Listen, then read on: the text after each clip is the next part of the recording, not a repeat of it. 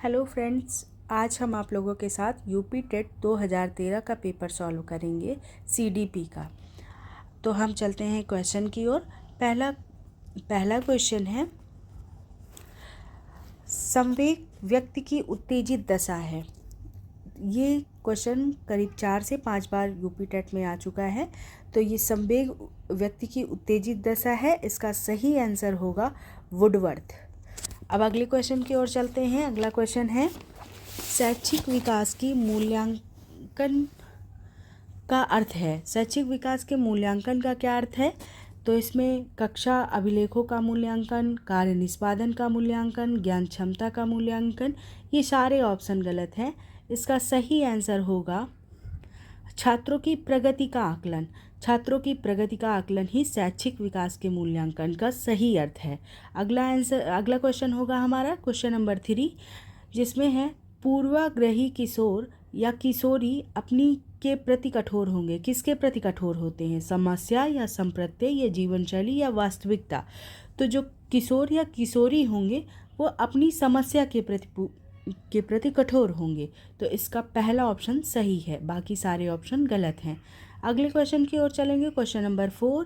Question number 4 है, संज्ञानात्मक विकास के 4 चरणों में संवेदी पेशी, पूर्व संक्रियात्मक, स्थूल संक्रियात्मक और औपचारिक संक्रियात्मक की पहचान की गई। तो इसमें पहला है हिलगार्ड द्वारा, स्टार्ट द्वारा, हल्लाक द्वारा, पियाजे द्वारा। तो इसमें संज्ञानात्मक विकास की बात की गई है, तो हम जीन पियाजे पे ही जाएंगे। जीन पियाजे ने ही संज्ञानात्मक विकास के 4 चरण दिए हैं। अगला क्वेश्चन नंबर 5 है। क्वेश्चन नंबर 5 में है, कौन से गुण अच्छे मानसिक स्वास्थ्य के नहीं हैं? अच्छे मानसिक स्वास्थ्य के नहीं है पूछ रहा है। नियमित जीवन, संवेगात्मक परिपक्वता, आत्मविश्वास, सहनशीलता, बहुत विनीत, स्वयं में सीमित, वास्तविकता की स्वीकृति, स्वमूल्यांकन की योग्यता। तो क्वेश्चन नंबर 5 का पहला आंसर सही होगा, नियमित जीवन, संवेगात्मक परिपक्वता मानसिक स्वास्थ्य के गुण नहीं है। अगले क्वेश्चन 6 की ओर चलेंगे हम। क्वेश्चन 6 है हमारा, अधिगम क्षमता निम्नलिखित में से किससे प्रभावित नहीं होती है पूछ रहा है। आनुवांशिकता से, वातावरण से, प्रशिक्षण से, राष्ट्रीयता से। तो अधिगम क्षमता प्रभावित नहीं होगी। ये क्वेश्चन हम आपको पहले भी लगवा चुके हैं।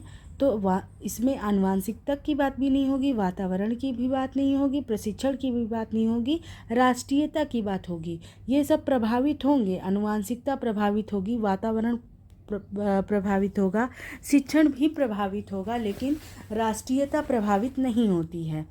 तो इसका सही आंसर होगा राष्ट्रीयता। अगले क्वेश्चन की ओर चलते हैं। Question number 7। क्वेश्चन नंबर 7 है, किस अधिगम मनोवैज्ञानिक ने बाल अधिगम पुरस्कार को महत्व नहीं दिया था?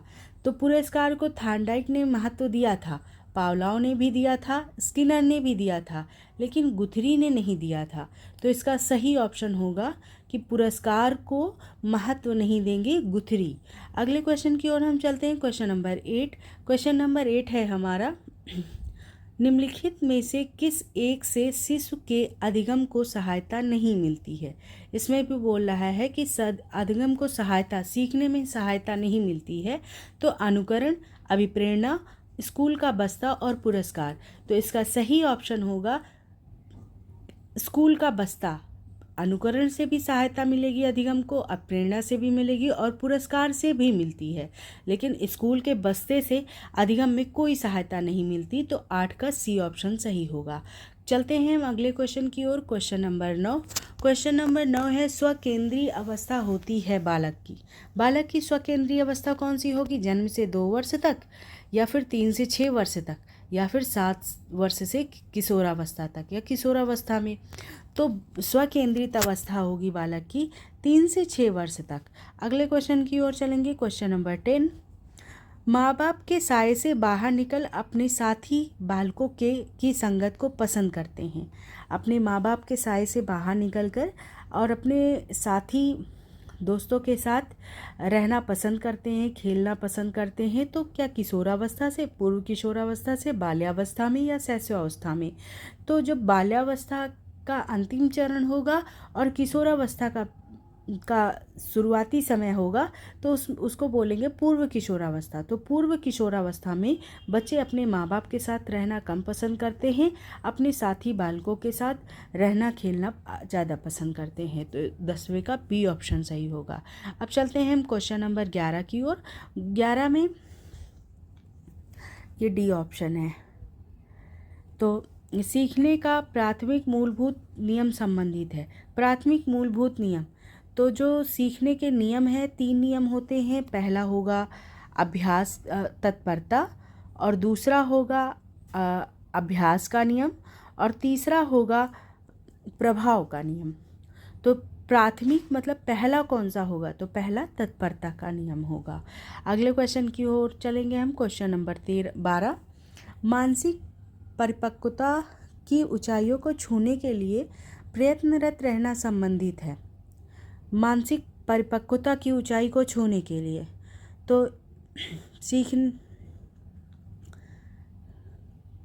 तो किशोरावस्था से, तत्परता से, और इसके बाद प्रौढ़ावस्था से, पूर्व बाल्यावस्था से, उत्तर बाल्यावस्था से।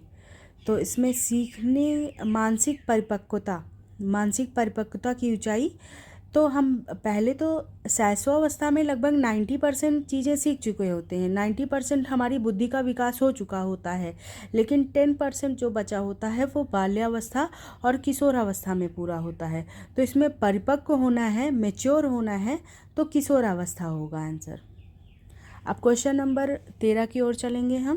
क्वेश्चन नंबर 13 है हमारा, सीखने की प्रक्रिया को प्रभावित करने वाले कारक कौन से हैं? सीखने की प्रक्रिया को प्रभावित करने वाले कारक हैं अनुकरण, प्रशंसा एवं निंदा, प्रतियोगिता, ये सभी। अनुकरण भी सीखने के लिए प्रभावित करता है।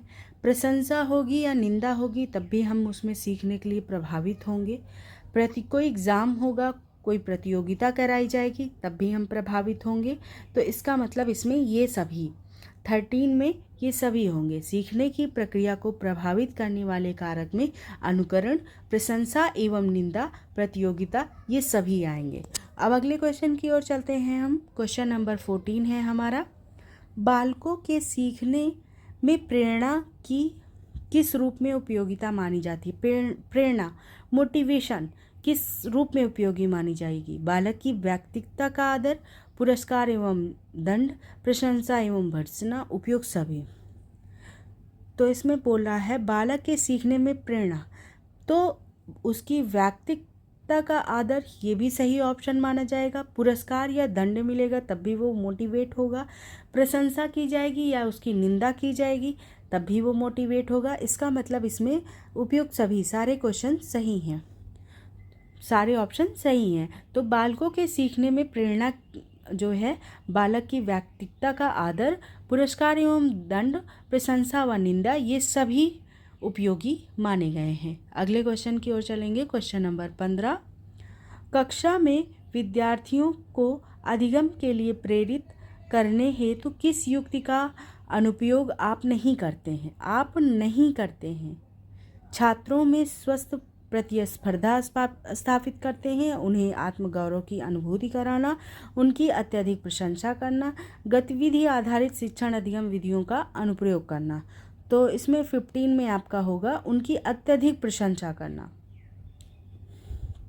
बहुत ज़्यादा प्रशंसा कर देंगे तो वो पढ़ना लिखना छोड़ देंगे, वो ओवर कॉन्फिडेंस हो जाएंगे। तो इसका सी ऑप्शन सही है। अगले क्वेश्चन की ओर हम चलते हैं। क्वेश्चन नंबर 16, बुद्धि एवं सृजनात्मकता में किस प्रकार का सह संबंध है? बुद्धि और सृजनात्मकता में सह संबंध, तो इसका धनात्मकता, ऋणात्मकता, शून्य, ये सभी। तो जो लोग जितने प्रतिभाशाली होंगे उतने ही वो सृजनशील होंगे। तो इसमें क्या होगा? धनात्मकता होगी। जो बुद्धि है तो सृजनात्मकता भी है, तो इन दोनों का संबंध है। जो लोग जितने प्रतिभाशाली होंगे उतने सृजनशील, तो ये धनात्मकता इसका सही ऑप्शन होगा। अगले क्वेश्चन की ओर चलते हैं। क्वेश्चन नंबर 17, कक्षा में अनुशासन बनाए रखने के लिए सर्वाधिक प्रभावशाली उपाय क्या है? इसमें अनुशासन बनाए रखना है कक्षा में। तो अनुशासनहीन छात्रों को कक्षा से बाहर निकाल देना नहीं, बिल्कुल गलत है। किसी को आप कक्षा से एक अच्छे शिक्षक हो हैं आप तो किसी भी छात्र को कक्षा से बाहर नहीं निकाल सकते हैं। शिक्षण को रोचक एवं व्यवहारिक बनाना, छात्रों को अभिभावकों को सूचित करना, अनुशासनहीन छात्रों को विशिष्ट सुविधाएं प्रदान करना। तो 17 नंबर है। तो इसमें शिक्षण को जितना आप रोचक और व्यवहारिक बनाएंगे, बच्चे उतना ही उसमें इंटरेस्ट लेंगे और अनुशासन भी बना रहेगा और कक्षा में प्रभाव भी इसका पड़ेगा। बच्चे जब इंटरेस्ट लेंगे तो आपकी बातों को अच्छे से सुनेंगे, अनुशासन भी बनाए रखेंगे। तो बी ऑप्शन इसका सही है। शिक्षण को रोचक और व्यवहारिक बनाने से कक्षा में अनुशासन भी बना रहेगा। क्वेश्चन नंबर 18 की ओर चलेंगे हम। क्वेश्चन नंबर 18 है, शैशवावस्था में बच्चों के क्रियाकलाप होते हैं। शैशवावस्था में बच्चों के क्रियाकलाप, तो बच्चों के क्रियाकलाप की बात होगी तो संरक्षित, संज्ञानात्मक, संवेगात्मक, ये सब तो बड़े बच्चों में। शैशवावस्था मतलब बहुत छोटे बच्चों की बात की जा रही है। तो मूल प्रवृत्त्यात्मक, मूल प्रवृत्ति तो आपको पता ही है कि मुस्कुराना, रोना, हंसना, ये सब चीज़ें मूल प्रवृत्ति है। तो इसका ए ऑप्शन सबसे सही होगा। अगला क्वेश्चन है 19 क्वेश्चन नंबर, जिन विद्यालयों में समेकित शिक्षा दी जाती है उसके शिक्षकों को किस क्षेत्र विशेष में प्रशिक्षित करना चाहिए। जिन समेकित शिक्षा दी जाएगी तो उसमें शिक्षकों को क्षेत्र विशेष आवश्यकता वाले बच्चों की पहचान और शिक्षण, व्याख्यान विधि का द्वारा शिक्षण, क्रियात्मक के साथ शिक्षण, उपयुक्त में से कोई नहीं। तो शिक्षक को शिक्षा देनी है तो व्याख्यान ट्रेनिंग मिलेगी, तो व्याख्या या बहुत बड़ा लेक्चर देना ये तो गलत है। क्रियात्मक के साथ शिक्षण ये भी नहीं। विशेष आवश्यकता वाले बच्चों की पहचान करना और उनको किस प्रकार उनकी सुविधा के अनुसार उन्हें शिक्षण प्रदान करना, ये सबसे सही ऑप्शन होगा। तो 19 का ए हो गया। अब चलते हैं क्वेश्चन नंबर 20 की ओर। क्वेश्चन नंबर 20 है, निम्नलिखित में से किस समूह के बच्चों को समायोजन की समस्या होती है। समायोजन की समस्या होगी औसत बुद्धि के बच्चों को, ग्रामीण बच्चों को, अध्ययनशील बच्चों को, कुशाग्र बुद्धि के बच्चों को। किसे जो है किस समूह के बच्चों को जो है समायोजन में समस्या होगी, तो कुशाग्र को समस्या होगी। क्योंकि अगर आप कोई बहुत इजी टॉपिक पढ़ाने लगेंगे तो वो बहुत ही उसमें बोरिंग महसूस करेंगे। तो ये कुशाग्र बच्चों के लिए है, जिन्हें जो पढ़ने में तेज हैं। अगर आप उनके हिसाब से सभी के एक समान टॉपिक पढ़ाते हैं तब तो ठीक है, लेकिन अगर आप बहुत इजी टॉपिक पढ़ाएंगे तो बहुत बोरिंग महसूस करेंगे। तो 20 का डी ऑप्शन सही होगा। अब 21 की ओर चलते हैं। 21 क्वेश्चन है हमारा, किसी शिक्षक को यदि यह लगता है कि उसका एक विद्यार्थी जो पहले विषय वस्तु को भली प्रकार सीख रहा था उसमें स्थिरता आ गई है, शिक्षक को इसे सीखने की प्रक्रिया की स्वाभाविक स्थिति मान लेनी चाहिए। विषय को स्पष्टता से पढ़ाना चाहिए। शिक्षक विद्यार्थी को प्रेरित करना चाहिए। उपचारात्मक शिक्षण देना चाहिए। कोई शिक्षक ये अधिगम का पठार जो होता है उसमें स्थिरता भी आती है। जैसे आप बीमार हो गए या चोट लग गई तो आपकी पढ़ाई में स्थिरता आ जाएगी। आप लगातार एक फ्लो में नहीं पढ़ सकते। कभी जैसे एग्ज़ाम टाइम आता है तो हम ज़्यादा पढ़ने लगते हैं। कुछ बच्चे तो एग्ज़ाम सेंटर तक पढ़ते हुए चले जाते हैं, तो जब और एग्ज़ाम ख़त्म होने के बाद बैग बंद करके रख देंगे। तो सीखने की प्रक्रिया में स्वाभाविक स्थिति मानना, ये स्वाभाविक स्थिति है कि कभी ज़्यादा उसमें तत्पर हो जाएंगे और कभी कभार वो धीमी गति में पढ़ने लगेंगे। तो 21 का ए ऑप्शन सबसे सही होगा। अब 22 की ओर चलेंगे। 22 है हमारा, अपनी कक्षा के एक विद्यार्थी की प्रवृत्ति को यदि शिक्षक बदलना चाहता है तो क्या करे। एक बच्चा है, एक विद्यार्थी है कक्षा में, वो बहुत ही शरारती है और खुद भी नहीं पढ़ता है और बच्चों को भी परेशान करता है। तो उसकी प्रवृत्ति, उसके व्यवहार में उसको परिवर्तन लाना है तो शिक्षक क्या करेगा। विद्यार्थी के साथ कड़ाई से पेश आएगा, तो कड़ाई से पेश आएगा तो दूसरे दिन बच्चा विद्यालय ही नहीं आएगा। कक्षा के अन्य विद्यार्थियों को उससे न जानने योग्य दूरी बनाए रखने के लिए, जब सब उससे दूर ही बैठेंगे तब भी वो नहीं आएगा।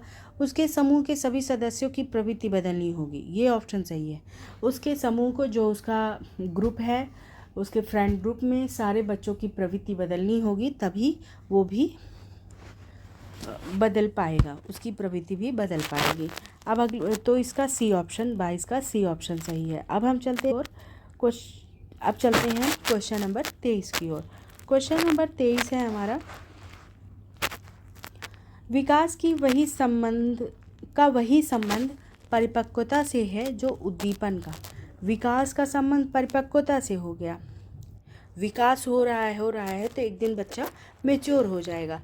तो उद्दीपन का संबंध किससे होगा? उद्दीपन का संबंध होगा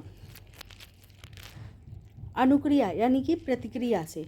तो इसका जो है प्रयास से तो होगा नहीं, परिणाम से तो होगा नहीं, परिवर्तन से तो होगा नहीं, उद्दीपन का संबंध प्रतिक्रिया से होगा। तो क्वेश्चन 23 में बी ऑप्शन सही होगा। अब चलते हैं क्वेश्चन नंबर 24 की ओर। पियाजे के क्षेत्र में योगदान के लिए जाने जाते हैं, किस क्षेत्र में योगदान के लिए जाते हैं? जीन पियाजे का बात हो रही है, तो भाषा विकास नहीं, ज्ञानात्मक विकास, नैतिक विकास, सामाजिक विकास। सामाजिक विकास किसका है? वाइगोत्स्की का है।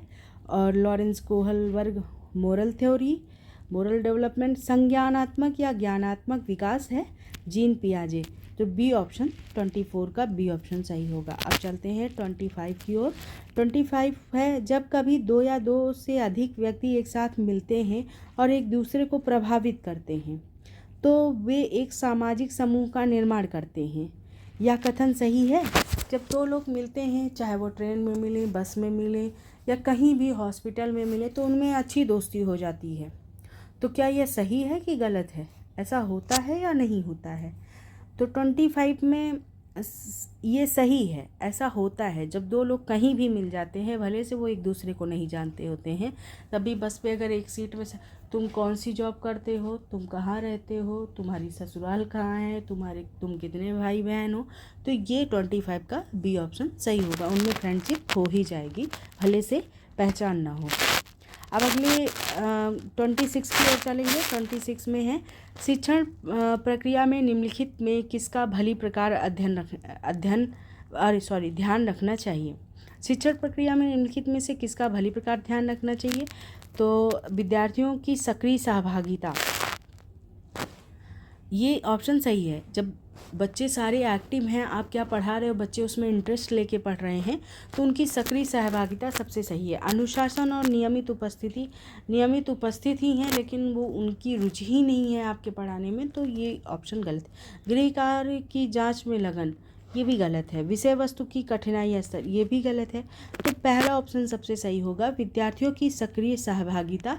आप क्या पढ़ा रहे हो, बच्चे उसमें रुचि ले रहे हैं, यही सबसे शिक्षण प्रक्रिया में यही भली प्रकार ध्यान रखना चाहिए। सब इसमें ए ऑप्शन सही है। अब अगले क्वेश्चन की ओर चलते हैं। क्वेश्चन नंबर 27, निम्नलिखित व्यक्तियों में से कौन अपने बच्चे या बच्चों को आंतरिक प्रेरणा दे रहा है? इंटरनल मोटिवेट कर रहा है, कौन कर रहा है? फादर रॉबर्ट अपनी कक्षा के उन बच्चों को चॉकलेट देते हैं जो अच्छा व्यवहार करते हैं। क्या यह इंटरनल मोटिवेशन है? नहीं। अगली कक्षा में कक्षानोत्ती पाने पर नंद कुमार अपने कहानी की पुस्तक अपने बेटे को देते हैं, ये भी सही नहीं है। अपने पुत्र के जन्मदिन पर गिरिजेश कुमार दावत देते हैं, तो कौन सा मोटिवेट कर रहे हैं? ये भी गलत है। विज्ञान विषयों में सर्वोच्च अंक पाने पर राकेश कुमार अपने पुत्र की प्रशंसा करते हैं।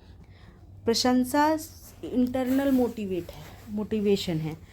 प्रशंसा ही सबसे बड़ा मोटिवेशन होता है। तो डी ऑप्शन इसमें राकेश कुमार ने अपने पुत्र की प्रशंसा करके उसको इंटरनल मोटिवेट किया है, तो इसका डी ऑप्शन एकदम सही होगा। अब चलते हैं क्वेश्चन नंबर 28 की ओर।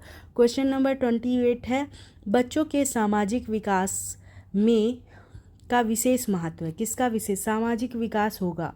किससे? खेल से, बाल साहित्य से, दिनचर्या से, संचार माध्यम से।